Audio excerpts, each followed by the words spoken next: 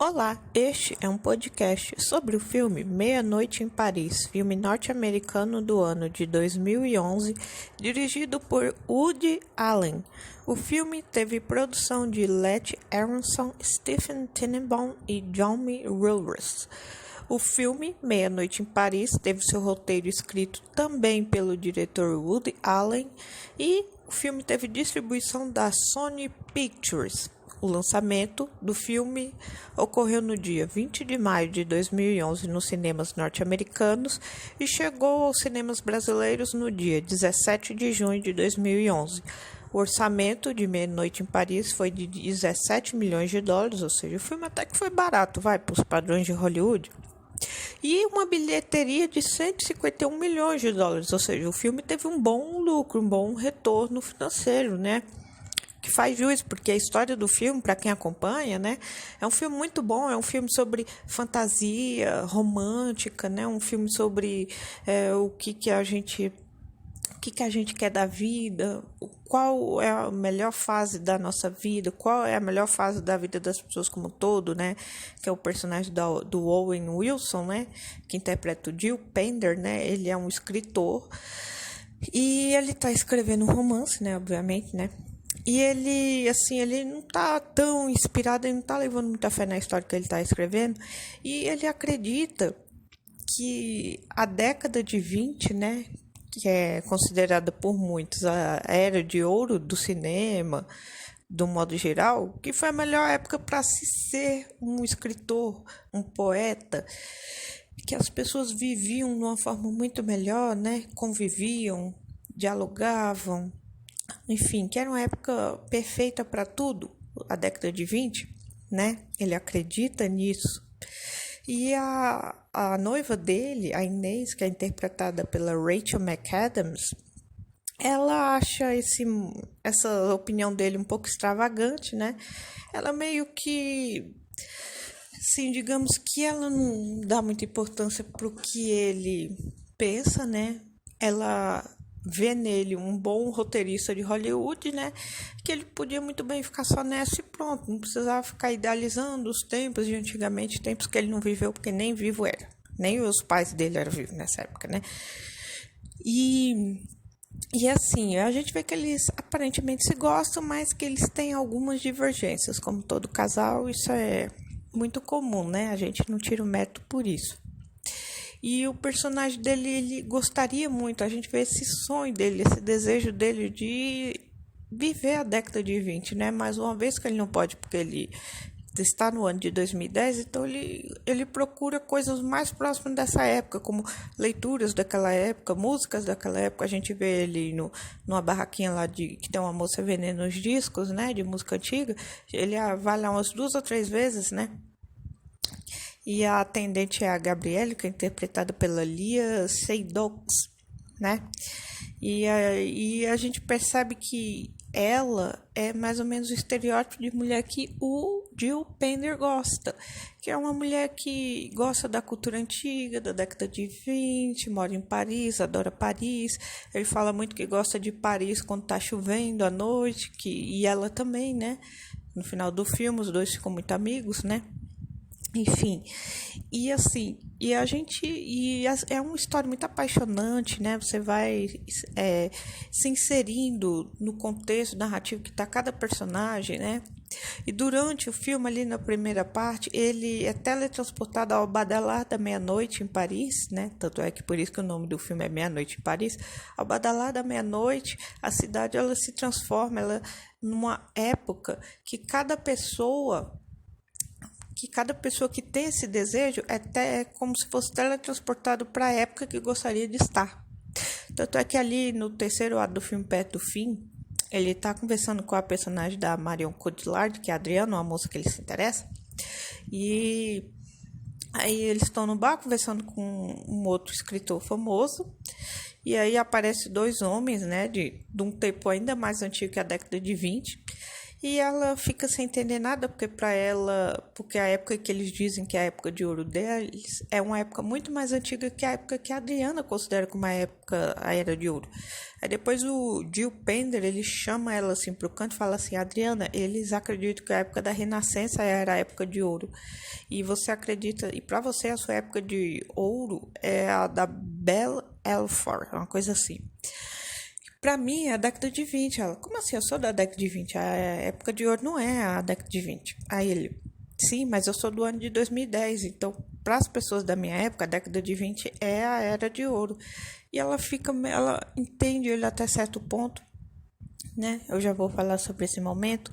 Enfim, e a gente vai vendo vários deslanches dos personagens, é muito interessante. Eu assisti esse filme, eu tô extasiada até agora. É um filme com um roteiro muito bom. Não à toa que o filme levou o Oscar de melhor roteiro original, né? Assim, sensacional. Os filmes do Woody Allen, né? No geral, eles têm essa pegada comédia, romântica, dramática, com um pouco de fantasia. É um diretor muito conceituado, né? Eu assisti Noivo Neurótico, Noivo Nervosa, assim, eu ri em vários momentos. É um filme muito bom. Eu recomendo, quem sabe eu ainda faço podcast sobre esse filme, né? Que é, os protagonistas é ele e a Diane Keaton. A Diane Keaton, a personagem mais famosa dela é, além de Diane Hall, né? Que é a personagem, a protagonista de Noivo Neurótico, Noivo Nervosa, ela também interpreta a Kay Adams do filme Poderoso Chefão. Era noiva do Michael Corleone, depois vira esposa, depois se divorcia dele, enfim. Já falei sobre o podcast, 3 podcasts sobre o Poderoso Chefão. Eu falo da personagem dela nos 3 podcasts, né? Enfim. Voltando aqui para Meia-Noite em Paris. E, assim, é um enredo muito apaixonante, as atuações, a trilha sonora, a produção no filme, a estética, o cenário todo de Paris é tratado de uma forma muito linda, assim, né? As músicas, tudo simplesmente apaixonante, assim, não tem como você dizer eu não gostei desse filme, não tem um motivo para você não gostar desse filme. É um filme muito bom, um filme que você pode assistir com toda a sua família, não tem conotação sexual, nem palavrão, nem nada, assim, é um filme, assim, super, aquele filme bem sessão da tarde, bem gostosinho de se ver com todo mundo, pode assistir sem medo. Mas, né, enfim, agora que vamos para o elenco do filme Meia-Noite em Paris. No elenco, nós temos o Owen Wilson como Gil Pender, o nosso protagonista, né? O personagem dele, né, ele foi escrito, né, pelo Woody Allen, né, que é o roteirista e diretor, e o Woody Allen quis colocar um pouco das suas características pessoais nesse personagem. A gente vê vários trejeitos do próprio Woody Allen, né, no personagem do Gil Pender, né? Você pegar o personagem do Woody Allen, Noivo Neurótico, Noivo Nervosa, e comparar com o Jill Pender, você vai ver que eles têm várias similaridades no comportamento, nos trejeitos, mas enfim, na forma de falar bastante e rapidamente, né? E o que não deixa o personagem menos charmoso, né? Menos encantador. A gente se afeiçoa a ele logo de cara. Logo nas primeiras cenas dele, a gente já gosta dele. No filme nós também temos a Inês, né, interpretada pela Rachel McAdams, como eu já falei, né, ela é a noiva do Jill Pender. Ela é a típica americana muito idealista, né, que adora a América acima de tudo, né, que, assim, tipo, é Deus no céu e Estados Unidos na terra, né, aquela coisa muito patriota, né, os pais dela também, né, a gente percebe logo no almoço que ela vai com o noivo Jill com os pais dela, que a família dela é uma família bem abastecida, ou seja, ela vem de uma família de alto poder aquisitivo e o Jill Pender já é povão, né? Vamos dizer assim, mas isso não foi impedimento para o Jill e a Inês se apaixonarem até chegar ao ponto de planejar se casar, porque eles estão viajando já para planejar os preparativos para o casamento, comprar coisas, esse tipo de coisa. E o Jill Pender foi para Paris com esse objetivo, né, as questões do casamento, também porque ele adora Paris, né, porque Paris é a cidade dos escritores, onde ali tudo aconteceu, toda a mágica acontece, né, e acaba acontecendo, né, com ele mesmo. Enfim, aí durante o filme a gente vê o Jill e a Inês cada vez se afastando um do outro, até chegar no ponto que ele decide romper o relacionamento deles, porque viu que não tá dando certo, né. É com as experiências que ele tem na antiga Paris da década de 20 que ele acaba percebendo como manejar a vida dele da forma que ele quer. No filme nós também temos a Adriana, né, personagem da Marion Cotillard, é uma personagem da década de 20, que o Jill Pender conhece quando ele é teletransportado após a meia-noite para a década de 20, ele acaba conhecendo ela na casa de Gertrude Stein, interpretada pela Kate Bates. A personagem da Kate Bates aqui é a Gertrude, ela é uma escritora e poetisa americana, uma personagem real. E, assim, e a gente também gosta da personagem da Kate Bates logo de cara. A Gertrude, ela é muito, como é que eu posso explicar para você? Ela é muito explícita, ela é muito clara, objetiva, ela é muito carismática, assim, a modo dela, ela fala mesmo que ela tem que falar, sem medo de ofender ninguém, ela fala mesmo, né? Uma personagem, assim, mas muito educada. Vamos deixar isso bem claro. Não é a pessoa que sai falando o que quer e atropelando, não. É muito educada, né? Mas para aquela época que o pessoal era mais educado, né? Enfim, no filme nós também temos o Paul Bates, que é o cavalheiro pedante, interpretado pelo Michael Sheen, né? O Michael Sheen, ele é, assim, para essa geração nova, o Michael Sheen é o que interpretou o vampiro Aro na saga Crepúsculo, tá? Mas ele tem outros filmes muito importantes. Ele também tá no filme Diamante de Sangue também, entre muitos outros, né?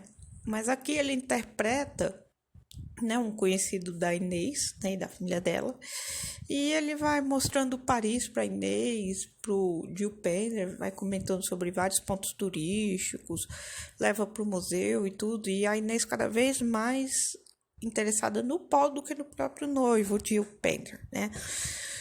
E até que chega ao ponto, tem um plot twist muito interessante entre ela e o Paul. Vocês já devem estar suspeitando, mas eu só vou falar isso daqui a pouco. O personagem do Paul, a gente vê que ele é muito tosco, né? Pra não falar outra coisa, né? Enfim. No filme, nós também temos a Lea Seydoux, como a Gabrielle, que é a moça que trabalha vendendo os discos antigos, de música antiga, aquela coisa toda. Que o Gil Penn simpatiza com ela logo de cara, né? Quando ele escuta umas músicas antigas enquanto ele tá passeando com a noiva, né? Por uma feirinha, né? Depois ele se encontra com essa Gabrielle umas 2 vezes durante o filme e uma última vez lá na cena final do filme, assim. É uma personagem que não aparece muito, mas o pouco que aparece a gente já gosta dela. Nós também temos no filme o Kurt Fuller como John, que é o pai da Inês. Aqui ele é um cara aristocrata. Ele é o típico empresário de família rico, escroto, né? Que acredita que a opinião dele aqui vale ponto, né? Ele não gosta do Gil porque ele acha ele muito excêntrico e também porque ele tá fora dos padrões financeiros, né? Ele não chega a comentar isso, mas, né? Pela forma que ele se impõe ao Gil, fica bem claro isso, né?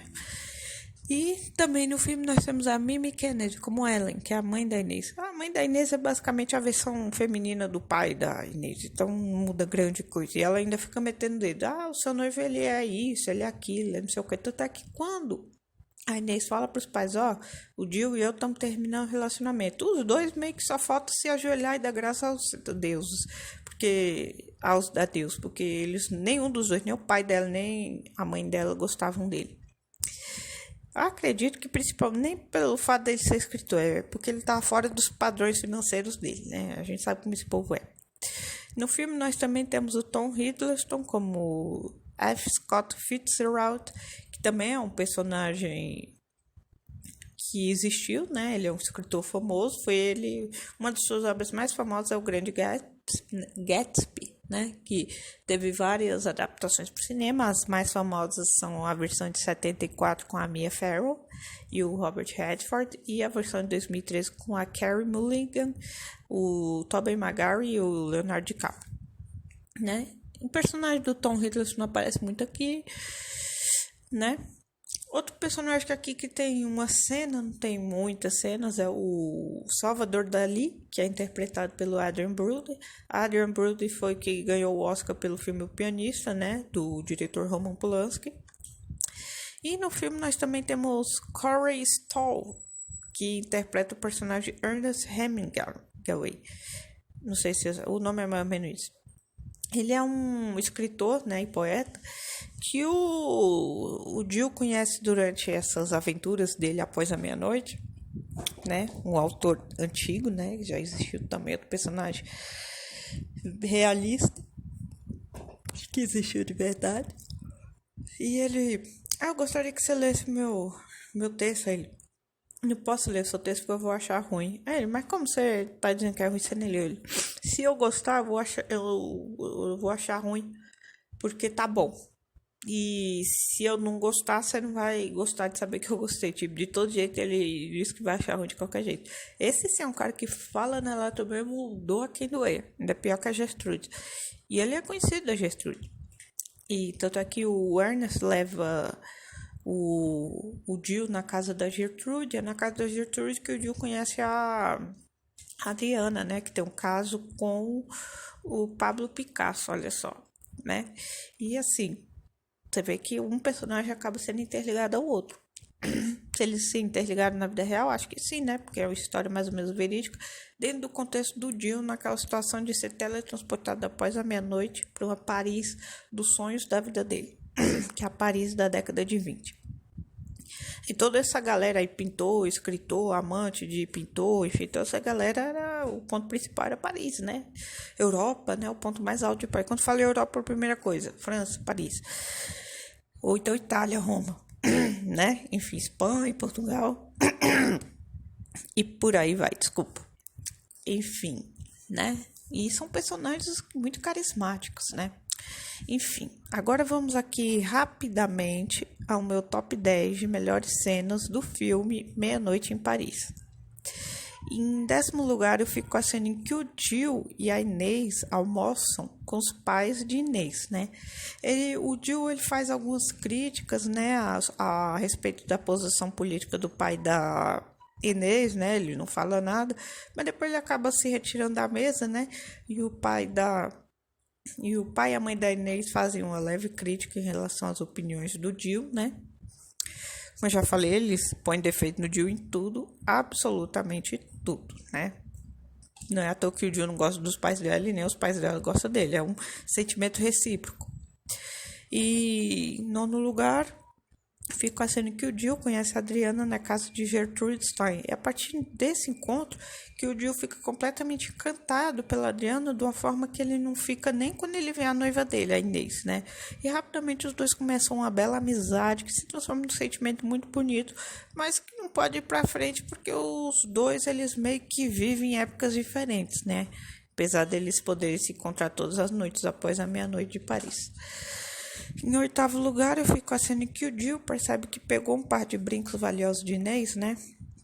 Isso porque ele vê vários brincos da Inês, ele pensa, vou pegar um par aqui, um par aleatório, ela nem vai sentir falta para dar para Adriana, né? Só que o problema é que ele acaba descobrindo depois que o par de brincos que ele pegou é, na verdade, par de brincos de pérola, muito valioso, tanto é que ela decide até ligar para a recepção do hotel para informar o roubo e já quer sair botando a culpa na camareira, coitado da camareira, né? Esse povo rico é sempre assim, a culpa é da empregada, de dane-se, né? O que prova que a filha é igual o pai e a mãe, né? Que já sai botando a culpa no pobre, porque o pobre é o ladrão, aquela coisa toda. E até que o Jill, ele aproveita o momento de distração dos pais da Inês e da própria Inês para devolver o par de brincos dentro do quarto da Inês. Aí depois ele volta dizendo, olha, achei, tá no banheiro, não sei o que. Ela fica meio confusa assim, né? Mas como o par de brincos tava lá dentro, então não ia ter o que denunciar, né? Foi por pouco. E ele já tava saindo com a caixinha na mão com os brincos dentro. E ainda bem que ela ainda pediu pra ver a caixinha. Ele falou, não, eu vou te dar só em tal momento. E assim, ainda bem, né? Já precisou, se ela abre a caixinha ali na hora e ver os brincos. E aí ele ia dizer o quê? Pra quem você ia dar meus brincos? Né? Porque ali ia reconhecer na hora. Mas enfim. Como ele consegue desfazer a situação a tempo de salvar a própria pele? Aí depois ele mesmo vai comprar um par de brincos pra Adriana. Melhor assim. Em 7º lugar, eu fico com a cena que o Jill e o Paul discutem sobre a pintura de Pablo Picasso, porque o Jill, ele ouviu todo um discurso que a Gertrude fez sobre a opinião do Pablo Picasso em relação à própria pintura. Aí depois, quando ele volta para o presente de 2010, ele vai com a Inês, o Paul e tem uma outra moça, numa num museu, né? Tem várias pinturas, aí o Paul tá falando sobre as opiniões de Pablo Picasso, não sei o que, o Jill discorda, não foi assim não. Aí ele faz todo o discurso que a Gertrude fez, e tanto ele quanto a moça e a Inês ficam chocados. E a Inês ainda dá uma chamada de atenção no Jill, tipo, por que você bebeu, não sei o que. Ele, não, mas é isso mesmo, não sei o que. E, assim, é um momento muito interessante. E, em sexto lugar, eu fico com a cena que o Jill conversa com Ernest Hemingway sobre seu livro, que é quando o cara fala, eu não vou gostar do seu livro, porque se for bom eu vou ficar com inveja e não vou gostar, e se for ruim você não vai querer que eu diga que eu não gostei, né? Aí depois ele fala assim, quando você faz amor com a sua noiva, você sente como se fosse imortal, como se ela te encorajasse? Ele fala, não sinto nada disso. Ele, então você não ama ela de verdade, porque quem ama não tem medo de nada. Ele faz um discurso sobre amor muito cativante, né? E aí ele percebe que ele tem esse sentimento pela Adriana, né?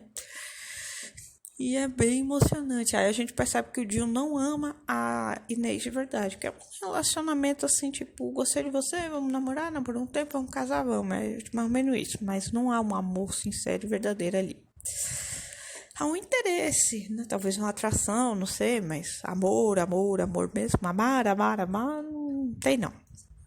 Enfim. Agora vamos ao meu top 5 de melhores cenas. Em quinto lugar, eu fui com a cena que a Gertrude Stein diz a Jill que a personagem do livro dele está tendo caso com o Paul, porque ele acaba escrevendo um livro meio que retrata a vida dele, que ele é teletransportado para uma país diferente, aquela coisa toda, né? Só que se colocando em primeira pessoa. E aí a Gertrude, ela lê o livro dele umas 2 ou 3 vezes, ele faz algumas correções, até que na última correção ela fala assim, agora seu livro tá bom. Mas você quer uma dica? Ele sim pode dizer, a personagem aqui do livro, ela tá traindo o noivo dela com um tal de Paul que tá aqui, o Paul. E aí ele começa a perceber, porque toda hora a Inês falava do Paul, nossa, como ele é culto, como ele é não sei o quê, tava quase fazendo reverência toda vez que falava do Paul. E aí ele percebe, junta isso, mais o que a Gertrude falou, uma senhora vivida, né, de uma época antiga, né, que saca as coisas, né. Aí no dia seguinte ele fala pra ela tudo que aconteceu, né? Ela, você tá doido, não sei o que, eu não tenho nada com o Paul. O Gil começa a pressionar até que ela, quer saber? Eu tive sim alguns encontros amorosos com o Paul, porque você não me dava atenção, não sei o que, tipo, ela acaba confessando que corneou ele, vamos dizer assim, né? Só que ele nem fica tão irritado, porque ele já percebeu que nem gosta dela, ele quer saber? Então a gente tem ideais de mundos diferentes, é melhor a gente terminar. A princípio ela fica chocada, mas depois ela aceita o término de bom grado, né? E ainda sai xingando ele, diz, meu pai tem razão, você é doido, ela é da cuca, não sei o que, ele falta uns parafusos na cabeça, não sei o que. Bem na hora que o pai e a mãe dela aparecem, né, ela fala pros pais que tá terminando tudo com ele, e o Jill confirma, e depois o Jill vai embora e fala assim, eu vou ficar morando em Paris, você pode ir embora, não sei o que. Aí ela, fica aqui com seus amigos doidos, não sei o que, seus amigos imaginados. Ela fala que ele tá com turma na cabeça, que tá ficando doido, não sei o que. Enfim, né, ele se livrou de uma boa, né. Enfim, em quarto lugar, Jill e Gabrielle conversam sobre Paris enquanto chove. Isso é no fim do filme, depois que ele já terminou com a Inês foi embora, de volta para sua tão idolatrada América, né? Para sua tão idolatrada América. E aí ele tá andando por Paris à noite. Ele acaba encontrando a Gabrielle no meio da sua caminhada, né? A gente vê ele passeando por Paris em vários momentos. E até que eles começam a conversar sobre Paris. Ele diz que decidiu se mudar pra lá. Ela diz que ele vai gostar muito de Paris. Aí começa a chover. Ele, você não tá se incomodando com a chuva? Não, na verdade eu gosto de Paris. Quando chove fica mais bonito. Aí ele ficou muito feliz com aquele comentário, porque é a mesma opinião dele. Aí os dois terminam o filme andando na chuva, conversando junto. Ou seja, ele finalmente encontrou alguém assim que tem muito em comum com ele, né? Que é muito importante isso para dar um certo relacionamento, porque os ideais de vida da Inês era o outro extremo oposto dele. Ela era aquele tipo de pessoa que gostava dos Estados Unidos, gostava de viver numa zona de conforto. O Jill já é o tipo de pessoa que quer arriscar uma coisa nova, que não quer viver numa zona de conforto, enfim. São duas pessoas completamente diferentes, né? Não é? Enfim. Agora vamos ao nosso top 3. Em terceiro lugar, eu fui com a cena em que o Jill é transportado para Paris de 1920 após beber em uma festa. Essa festa é uma festa que a Inês, né, vai com ele, aí encontrou alguns conhecidos, ele acaba tomando uns vinhos, né, é uma degustação de vinhos, né, ele acaba fazendo isso. Aí ele decide que enquanto a Inês vai dançar, ele vai andar para Paris aí, tá meio assim, ela só não vai se perder, ele, tá bom. Aí, nessa caminhada, um carro aparece na rua e leva ele para Paris de 1920. Ele vai para as festas, conhece o pessoal, né? Ele logo sabe o que está acontecendo, enfim. E é a partir daí que o filme começa para valer. Em segundo lugar, eu fico a cena que o Jill termina o noivado com Inês e decide se mudar para Paris. Eu já falei dessa cena, né? Logo depois que ela acaba confessando que traiu ele com Paul, né? Enfim, o Jill se livrou de uma boa. E para mim, em primeiro lugar, a melhor cena do filme é a cena em que o Jill revela para Adriana que ele é do ano de 2010.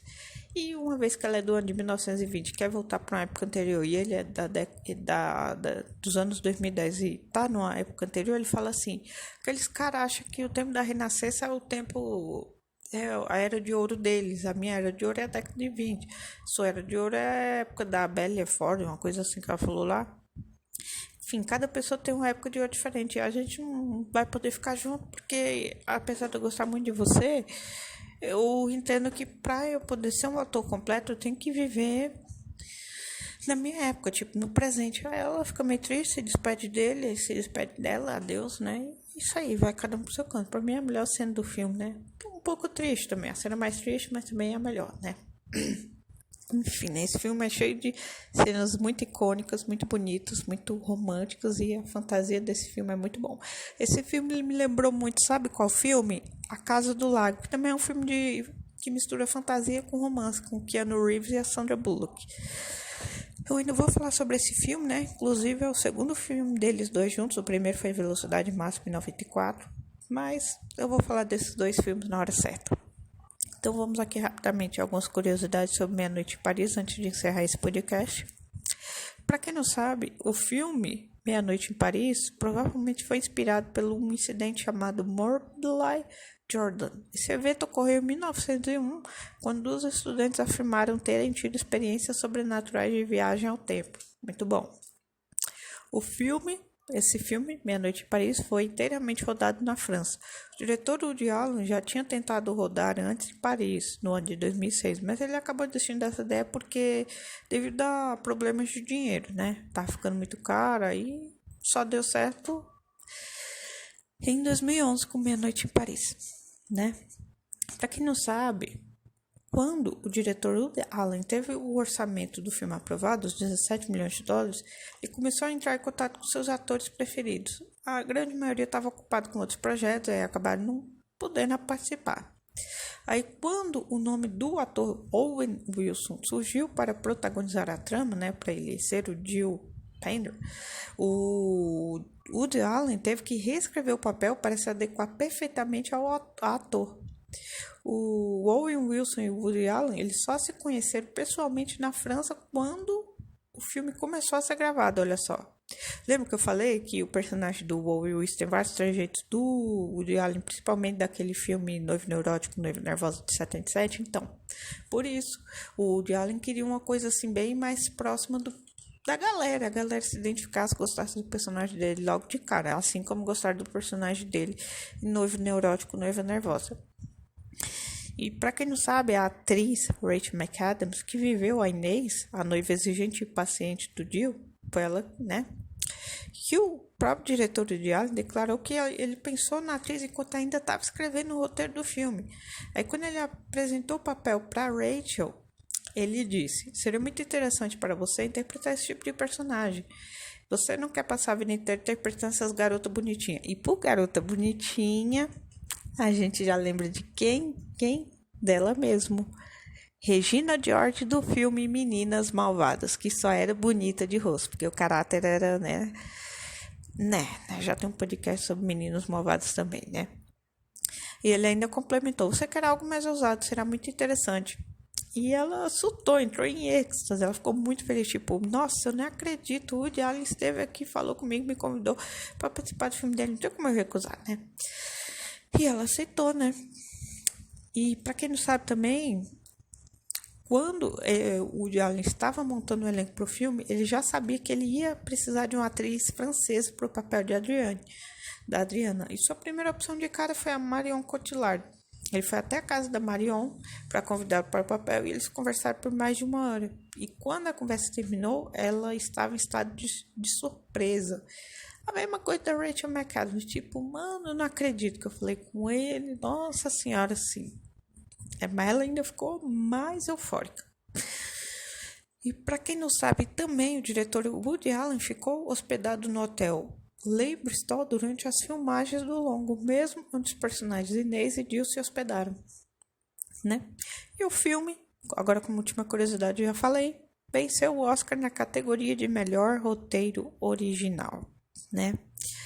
Assim, esse filme como um todo é um filme muito bem produzido, o elenco está excelente, a direção está impecável, a trilha sonora perfeita, né? E aqui a gente não tem que discutir o enredo também simplesmente mágico, apaixonante. Assim, é um filme muito, muito, muito bom mesmo. Não me canso de elogiar. Vocês podem assistir sem medo. É um filme para assistir com toda a família. É um filme muito bom. Nossa Senhora, eu não tenho palavras para descrever o tanto que eu gostei desse filme. Tanto é que de 0 a 10, a minha nota para esse filme é um 10. Um 10 com louvor. Né?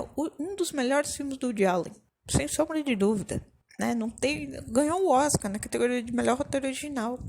O elenco, o diretor, tá tudo simplesmente impecável. Nota 10. Vão lá, confiram o filme Meia Noite em Paris, de 2011, de Woody Allen. Tchau.